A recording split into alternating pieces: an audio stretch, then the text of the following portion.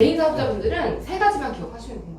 네, 부가세랑 종합소득세, 그리고 이제 직원을 채용하시게 되면 원천세. 은행을 할 때 네네. 세금을 처리하기 위해서 네네. 어떤 증빙 자료들을 좀 네네. 갖고 있어서 이 세금을 어떻게 내는 건지. 월별로 본인의 매출이 얼마인지 아셔야 돼요. 그래야 뭐 세금이든 부가세든 종합소득세든 이런 게 케어가 되거든요.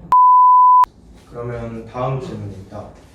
해외 구매 대행을 진행할 때 측정해야 되는 세금 종류들이 어떤 것들이 있는지. 개인 사업자분들은 세 가지만 기억하시면 돼요. 네, 부가세랑 종합소득세, 그리고 이제 직원을 채용하시게 되면 원천세. 요 세 가지만 생각을 하시면 되거든요. 네, 그래서 부가세 같은 경우에는 간이가세자라면 1년에 한 번만 신고를 하시는 거고, 그 다음에 일반가세자의 경우에는 7월하고 1월달에 두 번 신고 및 납부가 진행이 되시면 되고요. 그리고 종합소득세는 5월달에 한번 종합소득세 신고를 하시면 되고, 그리고 직원을 채용하시는 순간부터는 직원한테 인건비를 줬다. 그때는 이 인건비 준 게 비용이잖아요. 비용으로 인정을 받으려면 세무서에 신고를 해야만 인정을 받으실 수가 있거든요. 그래서 인건비를 줄 때마다 원천세라는 신고를 해야 돼요. 만약에 월급 매달 준다 그러면 매달 신고가 이루어져요. 그 세 가지만 기억을 해주시면 돼요. 추가적으로 질문으로 말씀하세요. 사실 이번 질문에 조금 더 포커스 맞춘 거는 구매 대행을 할 때 세금을 처리하기 위해서 어떤 증빙 자료들을 좀 갖고 있어서 이 세금을 어떻게 내는 건지. 그렇죠. 일단은 구매 대행 하시는 분들은 제일 관리해 주셔야 되는 게 매출 부분이에요. 매출이 제일 중요해요. 그래서 매출액에서 저희가 상품 매입가랑 보통 이제 배송비가 빠지게 되잖아요. 그리고 이제 기타 부대 비용이 빠지는데 주문 번호별로.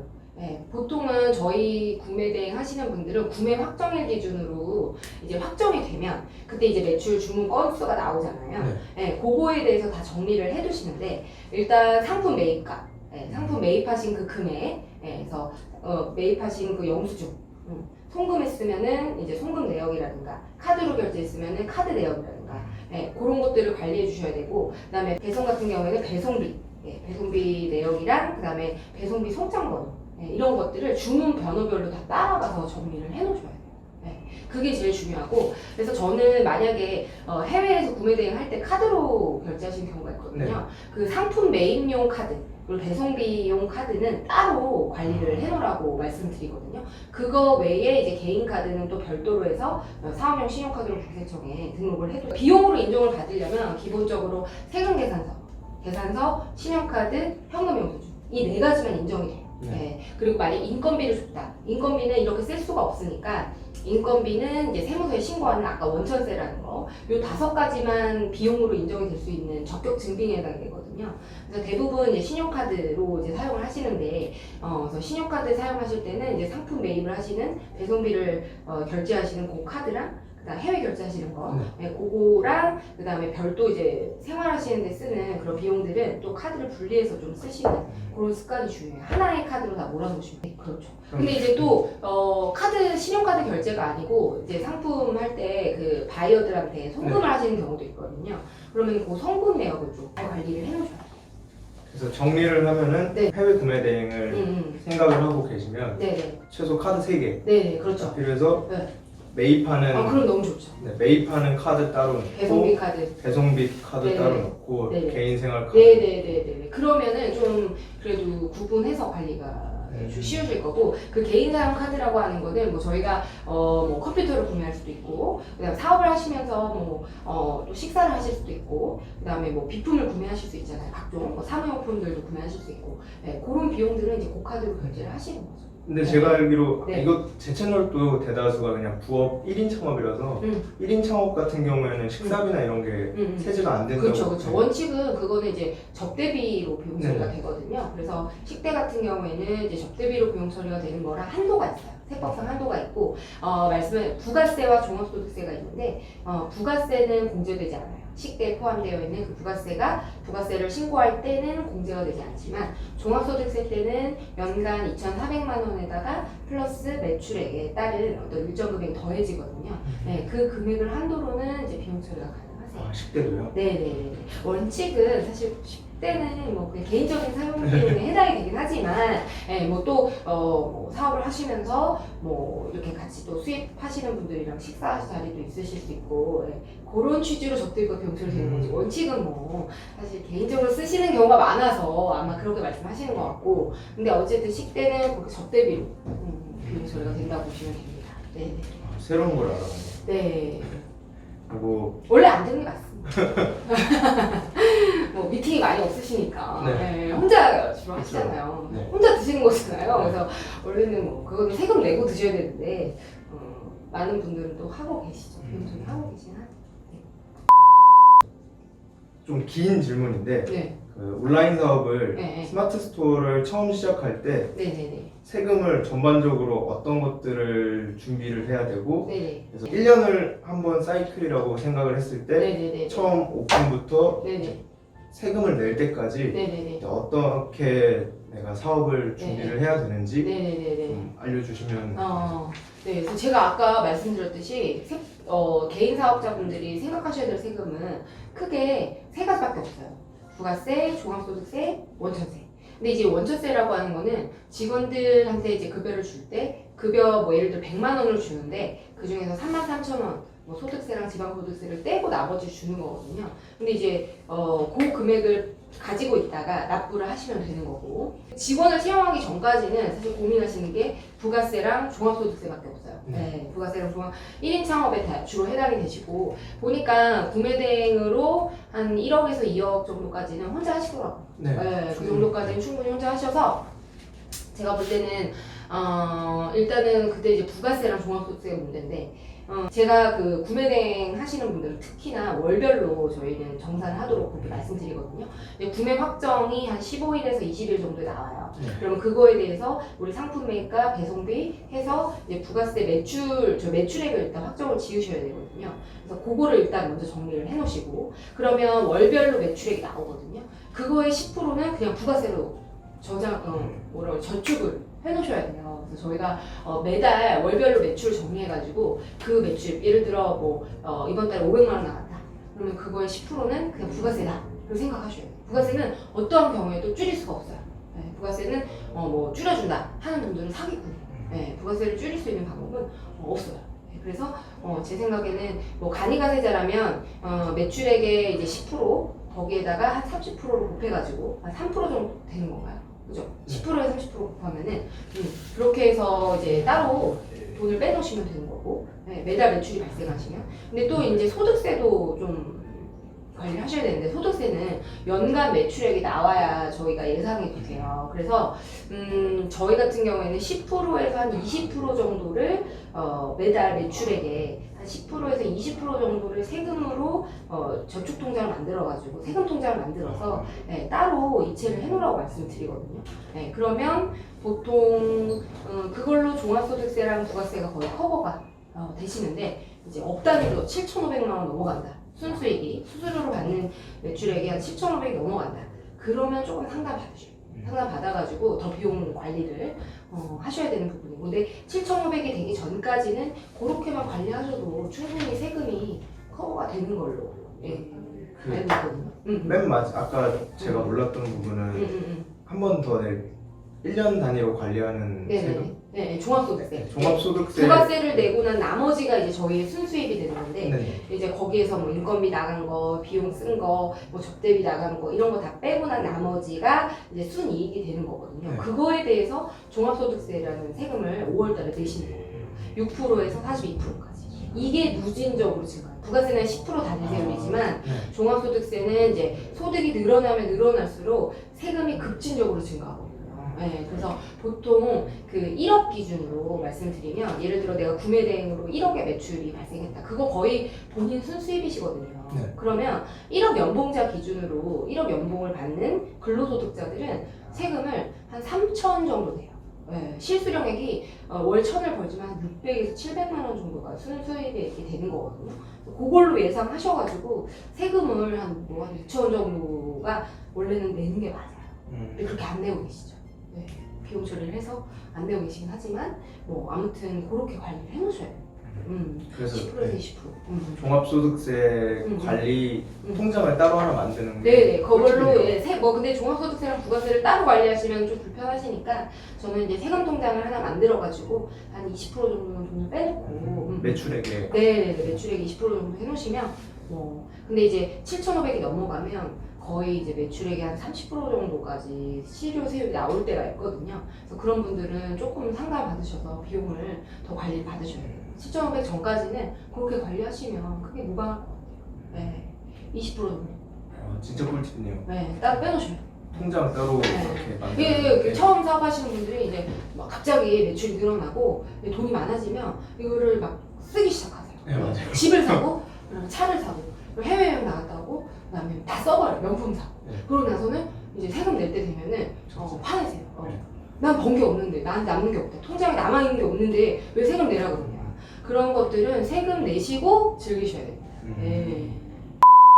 해외 구매 대행의 매출을 잡는 법을 네네네. 그렇죠. 그러니까 모르시는 분들도 되게 많더라고요. 예. 해외 구매 대행 매출을 정확하게 어떻게 잡는지 네네네. 그래서 해외 구매 대행 매출은요, 예를 들어 소비자가 이제 10만 원의 물건을 샀다. 네. 그러면 저희가 그거에 대해서 이제 주문을 넣잖아요. 네, 네. 해외 주문을 넣어가지고 이제 구매 대행을 해주는 건데, 저희가 매출을 잡는 거는 고객이 결제한 10만 원에서 이제 상품을 매입을 한 게 5만 원이었다.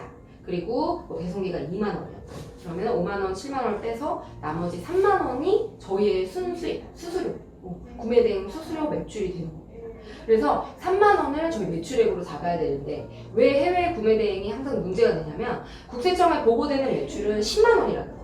네, 그렇기 때문에 국세청에서 물론 저희가 구매대행 코드를 구매대행으로 이제 업종 코드를 설정해서 넣기는 하지만 세무서에서 보고되는 매출은 10만 원인데 왜 너희들은 계속 3만 원으로 신고를 하니? 라고 소명 요구가 들어오거든요. 그렇기 때문에 저희가 항상 이 매출액에서 빠지는 금액, 저희가 이제 3만 원이라는 매출을 잡을 때 10만 원이라는 매출은 거기에 딱 정해져 있어요. 그래서 그거는 뭐 그 금액으로 그냥 정해져 있는 거고, 저희가 중요한 거는 거기서 빼는 상품 매입가랑 배송비, 뭐 관세나 부가세나 뭐 중간에 뭐 신용카드 수수료를 빼시는 분들도 있는데 그거는 뭐 관리가 어려우시면 안 하시는 경우도 많거든요. 그래서 일단은 중요한 건 큰 거는 상품 매입가랑 배송비, 이거는 주문 건별로 따라가셔가지고 정리를 해놓으셔야 됩니다. 네, 그렇게 해서 이제 매출이 산출이 되시는 거죠. 그럼 엑셀 파일로 아예 건당 하나하나씩 해놔야 돼요? 그럼요. 예, 주문 번호별로 다 정리를 해놓으셔야 돼요. 그래서 나중에 하시려면은 못 하세요. 그래서 네. 제가 항상 말씀드리는 거는 월별로 정리를 하셔야 되고, 월별로 본인의 매출이 얼마인지 아셔야 돼요. 그래야 뭐 세금이든 부가세든 종합소득세든 이런 게 케어가 되거든요. 근데 워낙 바쁘셔가지고 시즌 때는 시즌 상품들 파시는 뭐 어그를 파신다던가 하는 분들은 겨울 같은 때 특히 부가세를 내셔야 되는 그때 너무 바빠가지고 이제 그때는 이제 뭐 6개월치 정리한다. 이거는 뭐 거의 불가능에 가깝다고 네. 보시면 되죠. 만약에 관리를 못했을 경우에는 어떤 사고가 발생하는지? 그러면은 사실은 저희가 매출액이 실제로 3만 원인데 6만 원으로 매출이 잡히게 되거든요. 비용을 못 찾게 되면은 3만 원인데 6만 원으로 매출이 잡히게 되면 매출이 뻥튀기 되잖아요. 그렇게 되면 이제 나중에 매출이 이제 올라가게 되면은 저희가 종합소득세 신고를 할 때도 원래는 매출액이 일정 금액 2,400만 원 미만이면 단순 경비율이라는 혜택을 줘요. 그래서 비용을 그냥 저희가 비용 처리를 비용을 챙기지 않아도 그냥 비용을 빼주는 그런 제도가 있거든요. 근데 그런 혜택도 못 받게 돼요. 매출액이 커지게 되면. 그래서 실제보다 매출액이 커지게 되면 사실상 좀 불이익이 많이 있죠. 종합소득세 신고한다던가, 그다음에 나중에 이제 매출액이 올라가서 계속해서 이런 관리가 안 되는 상황에서 매출액이 뭐 5억이 넘어간다. 그러면 이게 또 성실신고라고 해서 5월달이 아니라 6월달에 별도로 또 종합소득세를 신고해야 되고, 그런 경우가 발생하거든요. 그렇기 때문에 관리를 잘 해주셔야 돼요. 이거는 만약에 기장을 맡겨도 네네. 똑같은 거죠? 기장을 맡겨도 저희가 계속 쪼아요. 기장을 맡기면 이제 저희가 관리를 해드리죠. 저희가 이제 매출은 이건데, 그죠. 근데 저희가 계속 말씀드려도 정리를 안 해주시면 그쵸. 의미가 없죠. 그거를 저희가 매일매일 그걸 하면은 매일매일 그 대표님의 상품 매입을 따라갈 수 있기 때문에. 그래서 주문 들어올 때 정리해 놓으셔야 됩니다. 주문 들어와서 내가 주문 넣을 때 얼마에 매입했고, 그 바이어한테 얼마를 줬고, 그 다음에 배송비 얼마 나갔고, 이걸 건별로 정리해 놓으셔야 돼요. 근데 정리하는 게 저도 진행을 하면서 느끼는 게 저는 아직 통장 처음 알았어요. 이렇게 통장을 따로 관리하는 게. 저는 한 통장으로 지금 배송비도 하고 매입도 함께 둘 다 이렇게 하다 보니까 그러니까 배송비는 아예 퉁 이렇게 결제를 하시죠. 한 50만 원 넣고 그다음에 그냥 까고 이런 식으로 하는. 근데 그거는 어차피 그 배송비 사이트에 다 나와 있어가지고 배송비는 그렇게까지 관리 안 하셔도 돼요. 배송비 관련해서 또 그러면은 증빙해야 되는 서류들이 정확하게 일단 카드 제가 상품 매입은 카드를 결제하시거나 혹은 송금하시겠죠. 그걸 매칭을 해놓으시면 되고요. 신용카드 이거를 신용카드로 결제했는지 그래서 얼마인지 이걸 적어놓으시면 그냥 그것만 적어두면 되나요? 네, 신용카드 사도 저희는 적어놓으라고 말씀드려요. 신용카드 번호, 신용카드 여러 개면 모르겠는데 여러 개가 아니면 뭐 상관없죠. 신용카드로 결제했는지 그다음에 송금했는지 송금 일자 적어놓고 그렇게 하시면 되고 그다음 배송비는 그 배송 번호를 적어놓으면은 그 배송 사이트에서 다 조회가 되더라고요. 네, 그래서 배송 사이트에서 그 이제 통장번호와 배송비가 중요하죠. 주문 건별로 배송비를 매칭해야 되는 문제가 발생하니까 저는 이제 주문 번호에다가 그러니까 배송비는 배송 사이트에서 출력이 가능하니 통장 번호를 적어놓고 배송비 적어놓을 수 있으면 적어놓고 그렇게 하라고 말씀드리죠. 그러면 일단 아이템을 하나 만약에 팔았으면은 판매 번호 적고 옆에다가는 그 매입 가액 하나죠? 그러니까 한국 돈 환산하셔야 돼요. 환산해서 달러 적어놓고 뭐 그 날짜 환율로 환산하시면 돼요. 환산 매입가 적고 거기에다가 추후 끝났을 때 송장번호 나오면 송장번호 그렇죠. 이게 베스트인 거예요. 끝난 거죠. 그래서 뭐 배송비도 적어놓으시고 배송비도 그 건당 하나 이렇게 해서 적어놓으시고 그게 다예요. 그게 다고 그리고 이제 좀 하실 때 사이트별로 이제 주문번호가 나오는 방식이 있어요. 그래서 그러니까 저희가 이제 월별로 뭐 구매 확정 기준, 뭐 월별 매출액 정산 내역 뭐 이렇게 보는데 그거에 맞춰서 그 양식의 옆에다가 기재해 놓으시면 돼요. 사이트별로. 그래서 저희는 엑셀 시트를 사이트별로 다 만들어가지고 이제 월별로 구매 확정 내역이 나오면은 이제 구매 확정 내역 뽑아가지고 그 옆에다가 기재를 하거든요. 그래서 그렇게 하셔야 돼요. 근데 이거는 혼자 만약에 기장을 안 끼고 혼자 하실 분들 같은 경우에는 혼자 해놓으셔야죠. 그냥 이렇게 다 해놓으시면은 저희가 부가세 신고할 때 그 자료를 보내달라고 말씀드리고 그래서 저희가 저희도 크로스 체크를 해요. 그래서 저희가 해드리는 거는 이제 총 매출액 주문건이 빠지지 않았는지 그런 것들을 사이트에서 저희가 또 독립적으로 조회를 해서 확인을 하거든요. 그렇게 해서 주문건이 빠지거나 들어가거나 중간에 환불이 돼서 이게 빠져야 되는데 안 빠져 있거나 그런 것도 정리해드리죠. 그렇다고 보시면 돼요. 저도 몰랐던 게 너무 많아서 1인 사업자분들은 본인이 하셔야 되고 구매대행 분들은 본인들이 다 정리해서 부가세 신고 때는 오시거든요. 기장하시는 분들은 이제 매출이 좀 많이 7,500 넘어가시는 분들은 기장하시고 다음 질문으로 넘어갑니다.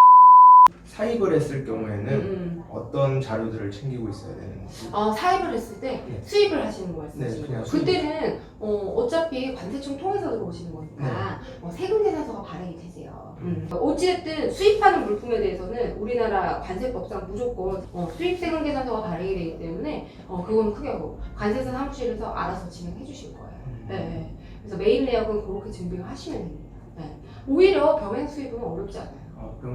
근데 자꾸 이제 관세를 줄이려고 15만 원 이하로 이렇게 하시는 경우가 있는데 이제 그런 거는 뭐 신용카드로 결제하시면 신용카드 사용 내역이 있으시니까 상관없는데 그냥 뭐 현금으로 주고 사왔다 이런 것들은 저희가 따로 관리해서 영수증을 보관해놔야 되는데 원칙적인 세법상 적격증비가 근데 이제 해외에서 구매해서 그거는 이제 지출 증명 서류에 대한 수출 특례라고 해가지고 뭐 예외적으로 할 수 있는데 영수증이라던가 그다음에 뭐 예를 들어 해외에서 뭐 중국에서 물건을 샀다 그러면은 뭔가 돈을 뺄 거잖아요.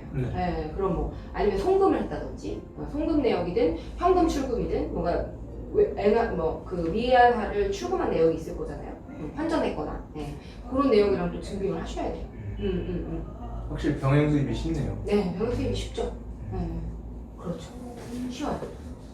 그러면 이제 사업을 시작하는 중에 네. 실제 이제 절세미녀님에게 네. 상담 혹은 기장을 맡기고 싶을 때는 어떻게 네. 해야 되는지 분명히 보시면서 네네네. 맡기시고 싶거나 상담받고 싶으신 분들이 있을 텐데 네네네. 저희 이제 상담은 일단 카카오톡 플러스 친구에 저희 디자인텍스 세무회계 사무소를 치시면은 저희 상담원들이 대기를 하고 있거든요. 그래서 그렇게 간단한 상담들을 진행하시면 되고 저랑 이제 상담을 하시려면은 이제 예약을 진행을 하고 있어요. 그래서 예약 상담을 미리 전화를 주셔서 예약 상담을 해주시면 좋을 것 같아요. 저는 유료로 진행해요. 네, 유료 11만 원입니다. 네, 솔직하게 말씀드려야 되니까 제가 올리도록 할게요. 네네네네 많이 찾아주세요.